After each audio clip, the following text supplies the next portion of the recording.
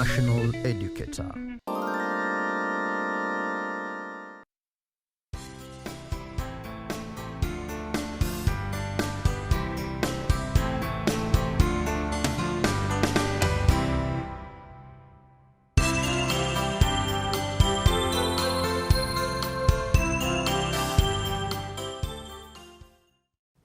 Hello students, my name is Teacher Stephen Kiamba and I'm presenting to you a business studies lesson Form 3, and our topic today is demand and supply.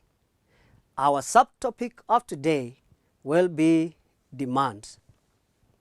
Now I want us to get started and understand basic things from our immediate environment.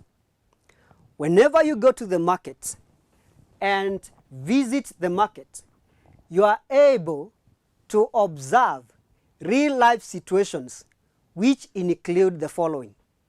Number one, when the commodities in the market are more than what the buyers need, the prices fall.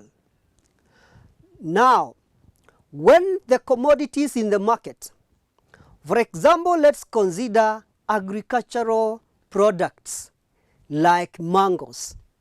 When they are many in the market, the prices tend to lower or come down.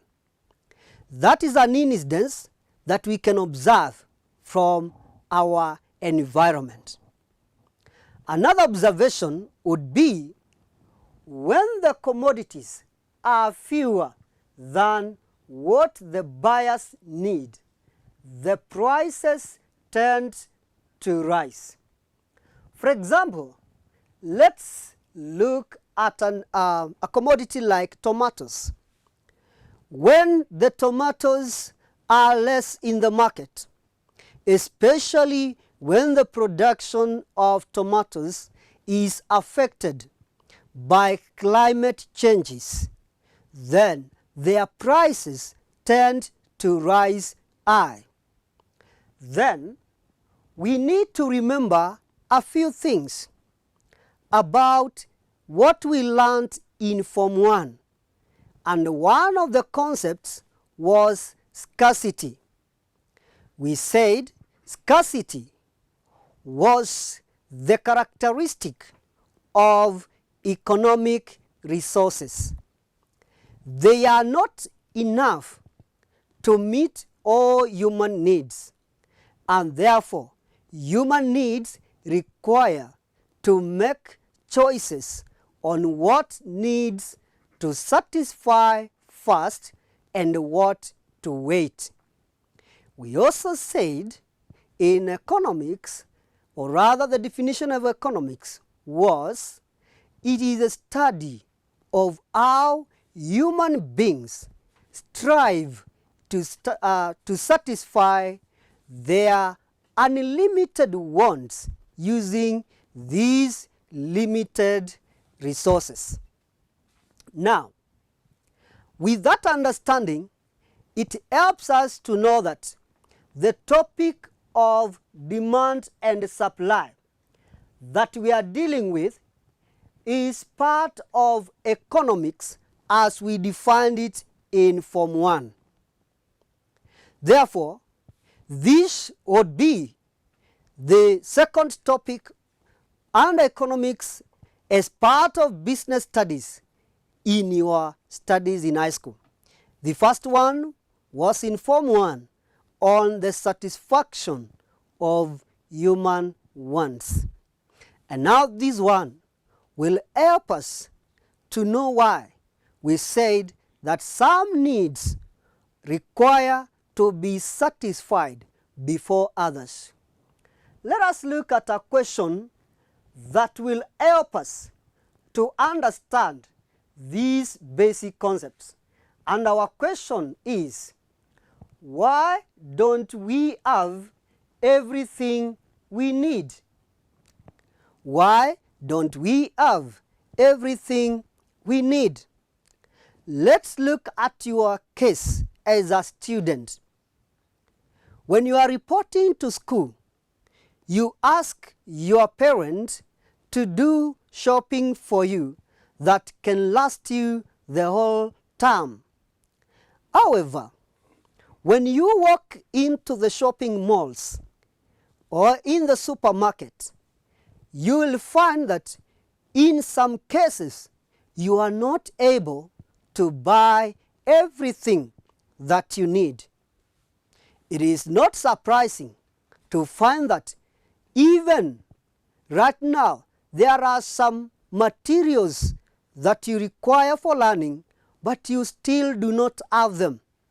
Then we ask ourselves, why is this so?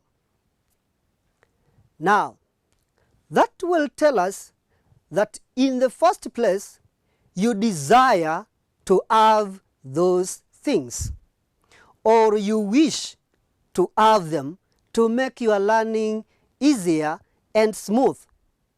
But in reality, you do not have some of them. I will tell us why such a scenario happens. And one of the basic reasons, we shall get it from the definition of demand. So what is demand? Demand refers to the quantity of a commodity which a consumer is willing and able to buy at a given price over a given period of time.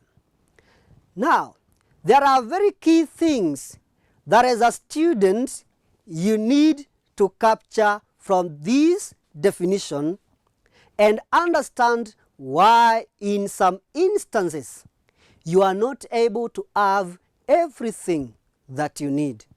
And the first one is quantity of a commodity. That tells us demand is measurable because we are referring to it as a quantity. We can measure the number of items, the number of things that you need. And the second thing is the willingness. We are saying it is the quantity of a commodity which a consumer is willing. That means the consumer must be willing, must not be forced to desire or to use that commodity. And the other thing is ability. We are saying and able to buy at a given price. So the consumer must combine both willingness and ability. The willingness is pegged to the price. That is, the consumer is not hindered or is not limited by the price, but he or she is willing to buy that item at that particular price. Lastly, we need to understand that demand is limited by time. That's why we are saying over a given period of time. That is why today you may not have something, let's say a calculator. Now 2 years from now, you might be having that calculator. That does not mean your ability to buy the calculator after 2 years can be said to be demand for now.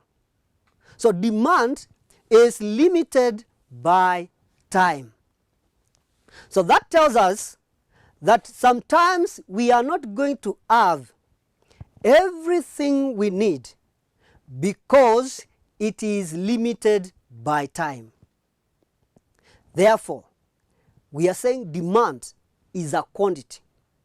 that a consumer is willing.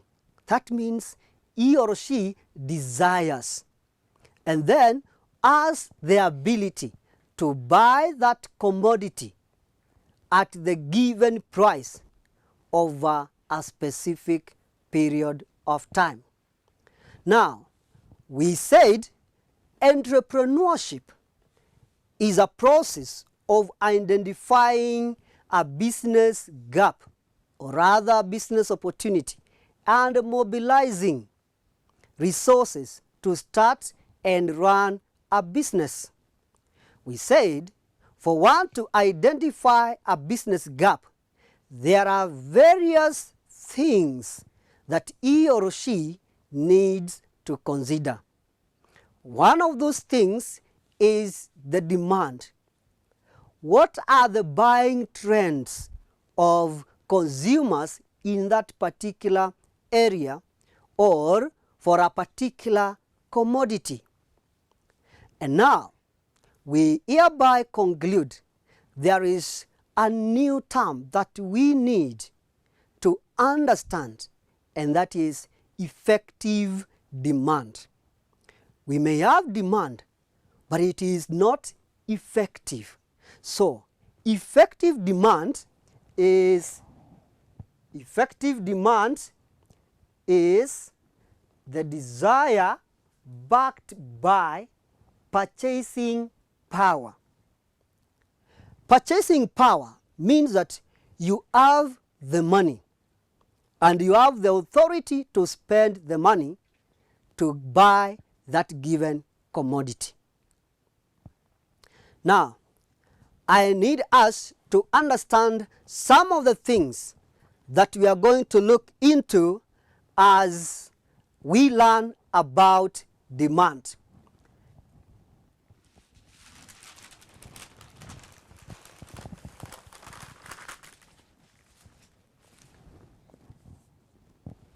We are going to begin the first concept, which is the law of demand. The law of demand. When we are talking about a law, in this case, in the subject of business studies, we are not talking of the laws that are enacted by the parliament. Rather, we are talking of a principle, like you learned in physics, the principle of floating. That means there are set conditions, or rather, there is a set of conditions that need to be obeyed so that the concept can be able to work. Therefore, when we are talking about a law of demand, we imply that there are sets of conditions that need to be put in place so that a particular idea or a particular outcome can come into effect. And this particular case, we are going to identify what is this set of conditions that must be met so that demand can apply. The law of demand, we need to understand several concepts of demand. And the first one is the law of demand. The law of demand, I want us to understand that it is not the laws that are made by the parliament. Rather, it is a principle, meaning it is a set of conditions that must be met before we get a particular outcome. In this case, the law of demand will give us some set of conditions that when they are obeyed, we are going to have a particular pattern of behavior. And this is what this law states. The law states that holding other factors constant, a concept called ceteris paribus, the lower the price of a commodity, the more it will be bought. And the higher the price, the lower the quantities that will be purchased.